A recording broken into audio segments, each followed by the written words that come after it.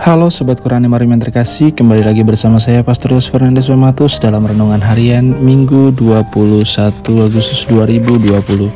Apa kabar? Saya berharap Anda semua tetap dalam keadaan baik, sehat, dan tetap semangat. Bapak Ibu, Saudara-saudari yang terkasih, mari kita siapkan hati dan pikiran kita untuk bersama-sama mendengarkan dan merenungkan sabda Tuhan. Mari kita tandai diri kita dengan tanda kemenangan Kristus dalam nama Bapa dan Putra dan Roh Kudus. Amin. Tuhan bersamamu dan bersama rohmu. Inilah Injil suci menurut Lukas. Dimuliakanlah Tuhan. Dalam perjalanannya ke Yerusalem, Yesus berkeliling dari kota ke kota dan dari desa ke desa sambil mengajar. Lalu ada seorang yang berkata kepadanya, "Tuhan, sedikit sajakah orang yang diselamatkan?" Jawab Yesus kepada orang-orang di situ, "Berjuanglah untuk masuk melalui pintu yang sempit itu. Sebab aku berkata kepadamu, banyak orang akan berusaha untuk masuk, tetapi tidak akan dapat. Jika tuan rumah telah bangkit dan telah menutup pintu, kamu akan berdiri di luar dan mengetuk-ngetuk pintu sambil berkata, 'Tuan, bukakanlah pintu bagi kami.' Tetapi dia akan menjawab dan berkata kepadamu, 'Aku tidak tahu dari mana kamu datang.' Lalu kamu akan berkata, 'Kami telah makan dan minum di hadapanmu, dan engkau telah mengajar di jalan-jalan kota kami.' Tetapi dia akan berkata kepadamu, 'Aku tidak tahu dari mana kamu datang. Enyahlah dari hadapanku, hai kamu sekalian yang melakukan kejahatan.'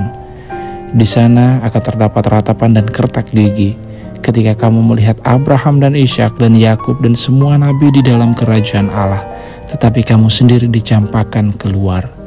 Orang akan datang dari timur dan barat, dari utara dan selatan, dan mereka akan duduk makan di dalam kerajaan Allah. Sesungguhnya ada orang yang terakhir yang akan menjadi orang yang pertama, dan ada orang yang pertama yang akan menjadi orang yang terakhir." Demikianlah sabda Tuhan. Terpujilah Kristus. Kita dengarkan, kita mendengar bahwa ada seseorang yang bertanya kepada Yesus tentang jumlah orang-orang yang akan diselamatkan. Orang itu bertanya kepada Yesus, "Tuhan, sedikit sajakah yang akan diselamatkan?" Yesus kemudian tidak segera menjawab pertanyaan orang itu. Tidak menjawab dengan "ya betul sedikit" atau "tidak, yang akan diselamatkan itu banyak orang." Yesus tidak fokus kepada jumlah yang akan diselamatkan. Yesus tidak memberi jawab terhadap pertanyaan dari yang bersangkutan. Tapi Yesus malah mengatakan, "Berjuanglah untuk melalui pintu yang sempit itu." Jadi Yesus hendak mengingatkan kepada orang yang bertanya itu, yang terpenting itu bukanlah jumlah berapa orang yang akan diselamatkan, ataukah banyak ataukah sedikit. Itu bukanlah menjadi fokus dan perhatian kita, perhatian dari orang-orang yang mengikuti Yesus. Tapi yang menjadi perhatian, yang menjadi fokus dari setiap pengikut Yesus adalah berjuang untuk melalui pintu yang sempit, pintu untuk masuk ke dalam kerajaan surga. Dan Yesus juga mengatakan, banyak orang akan berusaha untuk masuk, tetapi tidak akan dapat. Nah, ini mau mengatakan bahwa berjuang untuk beroleh keselamatan itu tidak pernah gampang. Berjuang untuk masuk ke dalam kebahagiaan kekal, untuk memperoleh kerajaan surga, itu tidak mudah. Yang mudah adalah melakukan kejahatan.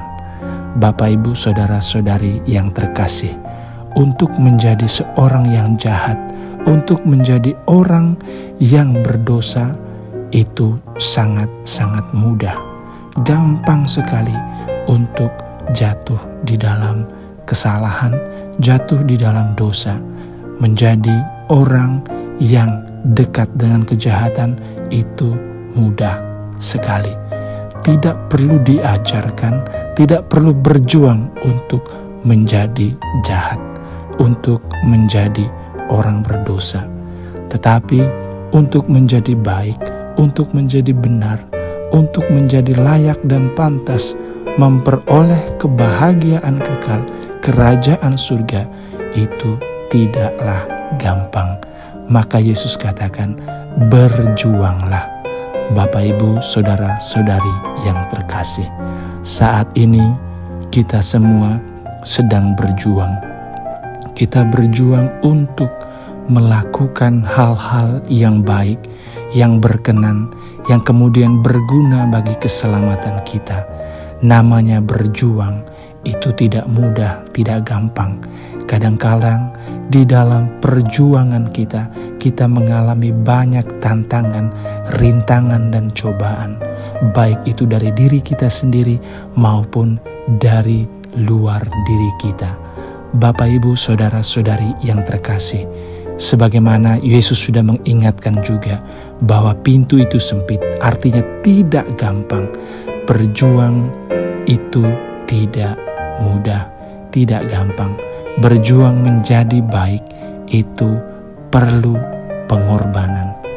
Bapak, Ibu, saudara-saudari yang terkasih, sahabat Qura Animarum yang saya cintai, kita pasti mengalami di dalam kehidupan kita sehari-hari bahwasannya hati kita, pikiran kita selalu menginginkan yang baik, selalu berupaya untuk melakukan yang baik.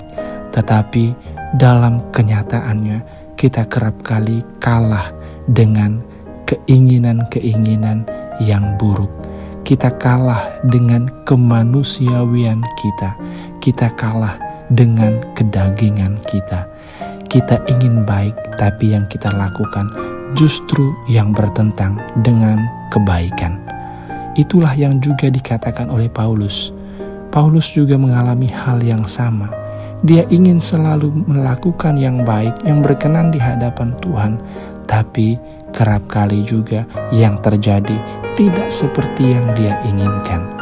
Saya yakin dan percaya bahwa semua orang selalu ingin menjadi yang terbaik, selalu ingin melakukan hal-hal baik di dalam hidupnya. Tetapi yang terjadi justru sebaliknya.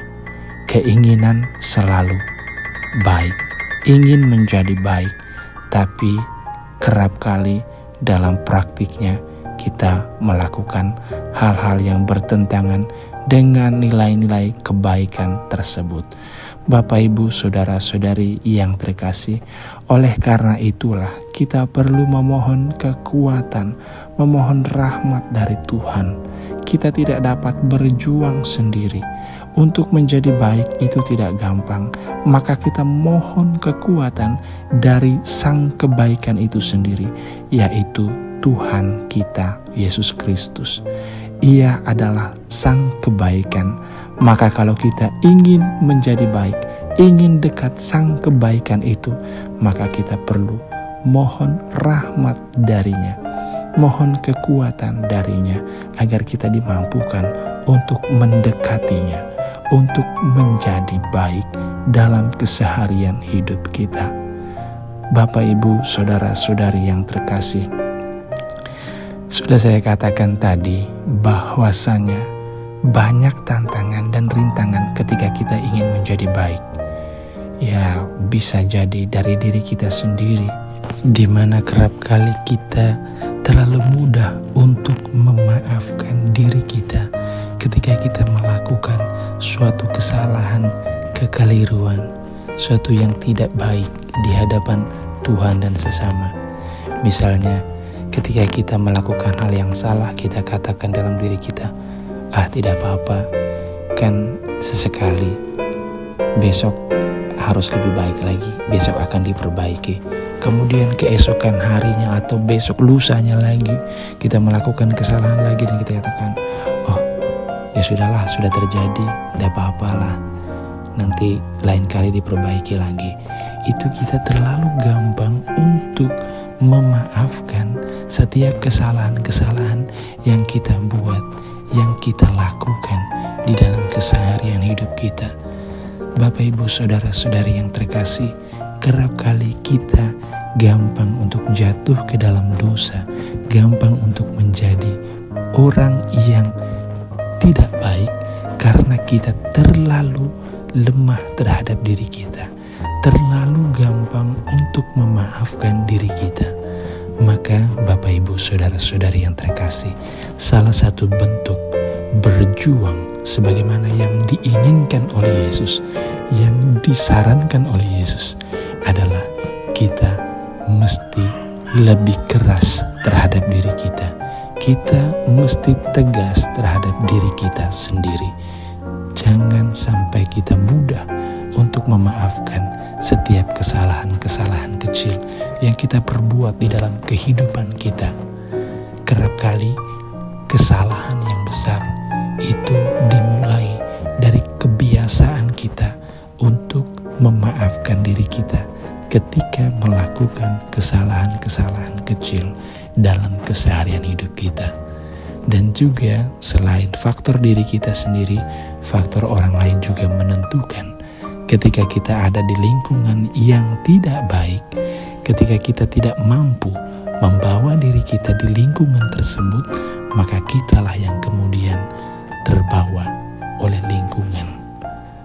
Ketika kita berada di lingkungan orang-orang yang jarang untuk berdoa, jarang untuk ke gereja, jarang aktif, kemudian kita yang sebelumnya semangat untuk mengikuti kegiatan-kegiatan menggereja menjadi malas juga untuk ke gereja karena berpikir, ngapain saya susah-susah sendiri ke gereja, ngapain saya harus aktif ke gereja, nanti malah saya sendiri yang capek, sementara yang lain enak-enak aja, santai-santai aja. Bapak Ibu saudara-saudari yang terkasih, ini juga salah satu bentuk pemaafan diri kita terhadap hal-hal yang kurang baik yang kita hadapi, yang kita saksikan di sekitar kita. Semoga Bapak Ibu saudara-saudari yang terkasih, ajakan Yesus supaya kita berjuang itu sungguh-sungguh kita hayati dalam keseharian hidup kita. Kita berjuang, kita berupaya menjadi baik apapun rintangan dan tantangannya. Lebih-lebih kita tidak mudah memaafkan diri kita untuk setiap kesalahan yang kita perbuat. Kita harus keras, kita harus berjuang. Kita harus mengatakan kepada diri kita bahwa ini tidak benar, aku tidak boleh mengulanginya lagi. Dan kalau kita mengulanginya, kita harus memberikan suatu sanksi tersendiri bagi diri kita sendiri, supaya kita tidak gampang untuk memaafkan diri kita, supaya kita segera bangkit dari keterpurukan, dari kesalahan kita dan menuju kepada jalur yang seharusnya. Bapak Ibu saudara-saudari yang terkasih, mari kita bersama-sama berjuang untuk menjadi baik. Walaupun itu tidak mudah, tapi itu bukan berarti tidak mungkin. Mohon kekuatan dari Tuhan, dan bersama Tuhan tidak ada sesuatu pun yang tidak mungkin. Di dalam Tuhan segala sesuatu mungkin. Shalom, Tuhan Yesus memberkati. Dalam nama Bapa dan Putra dan Roh Kudus. Amin.